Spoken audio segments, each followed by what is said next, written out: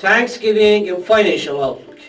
With the Thanksgiving holidays on Thursday and Friday, we will have a short week and some economic data and events to watch, mostly on Wednesday. This light week can be a good pause for investors to review the recently published data and things that happened.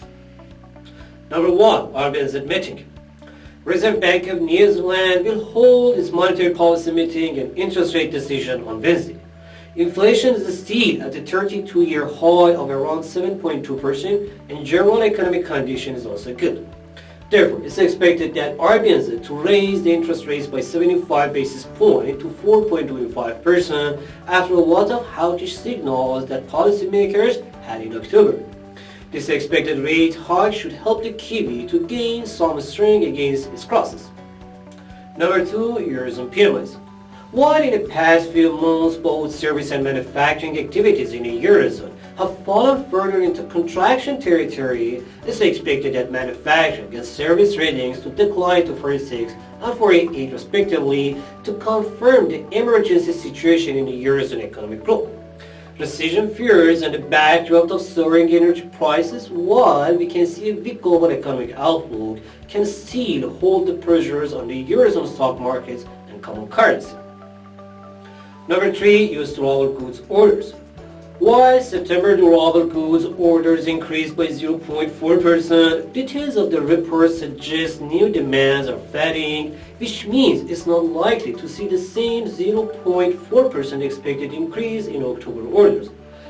Especially if we exclude the 122 Boeing aircraft orders, we may see only a 0.1% increase in orders, and it means that industrial sector is losing momentum.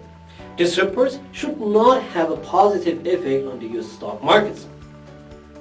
Number 4, FOMC minutes. One of the main focuses of the week most probably will be the October Fed meeting minutes, which is due to be out this Wednesday. The FOMC minutes report will provide more detail about the FOMC members' opinion regarding the US economic outlook and any views regarding further rate hikes. A hawkish report will be positive for the US dollar and vice versa. Number 5, UK PMIs.